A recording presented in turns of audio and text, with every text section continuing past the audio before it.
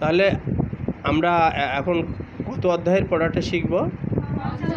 পঞ্চদশ অধ্যায়ের পড়া শিখব। পঞ্চদশ অধ্যায় থেকে আমরা কত নাম্বার পড়াটা শিখব? 7 নম্বর শ্লোক। 7 নম্বর শ্লোক কে বলেছেন? শ্রী ভগবান। তো আমরা এই 7 নম্বর শ্লোকের শব্দগুলো আগে জেনে নিই। মম এব অংশঃ জীব লোকে, জীব ভূত সনাতন, মনঃ ষষ্ঠানি ইন্দ্রাণি, প্রকৃতি স্থানি কর্ষতি। আমরা আর একবারও বলি, জীব লোকে, জীব ভূত সনাতন, মনঃ ষষ্ঠানি ইন্দ্রাণি, প্রকৃতি স্থানি কর্ষতি। আমরা অনুষ্টাপ ছন্দে পাঠটা করব। মম এবং সহ জীবী লোকে,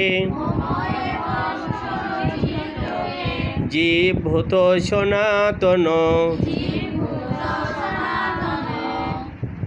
মম এবং সহ জীবী লোকে, জীব ভূত সনাতন,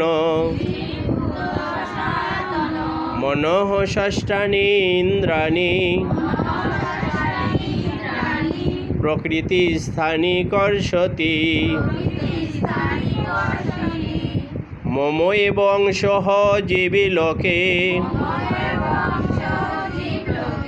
জীব ভূত সনাতন,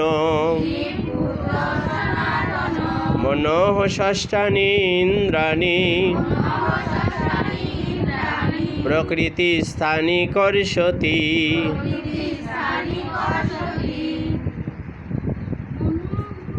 শ্রী ভগবান বললেন, এই দেহে আমারই সনাতন অংশ জীবাত্মা প্রকৃতিতে অবস্থিত মন পঞ্চ ইন্দ্রিয়কে এই সংসারে আকর্ষণ করেন।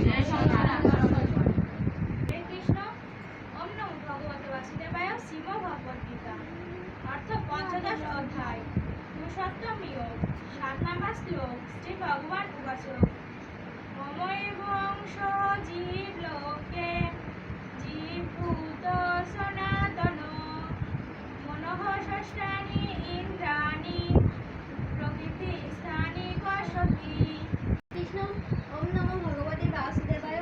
শ্রীমদ্ ভগবদ গীতা অর্থ পঞ্চদশ অধ্যায় পুরুষোত্তম যোগ 7 নম্বর শ্লোক। শ্রী ভগবান উবাচ, মম এবং সহ জীব লোকে, জীব ভূত সনাতন, মনঃ ষষ্ঠানি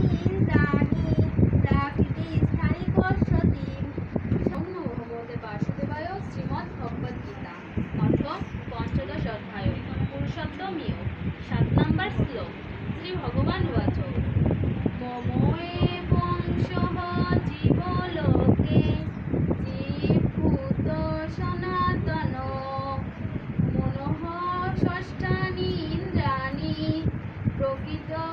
প্রকৃতি স্থান, প্রকৃতি স্থান। ওম নমো ভগবতে বাসুদেবায়। শ্রীমদ্ ভগবদ গীতা পঞ্চদশ অধ্যায় পুরুষোত্তম যোগ 7 নম্বর শ্লোক।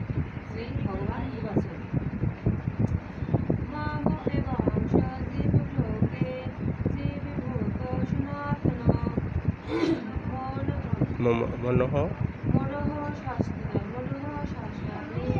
ইন্দ্রাণি, প্রকৃতি স্থানি কর্ষতি। মম এব অংশ জীব লোকে, জীব ভূত সনাতন, মনঃ ষষ্ঠানি ইন্দ্রাণি, প্রকৃতি স্থানি কর্ষতি। পঞ্চদশ অধ্যায়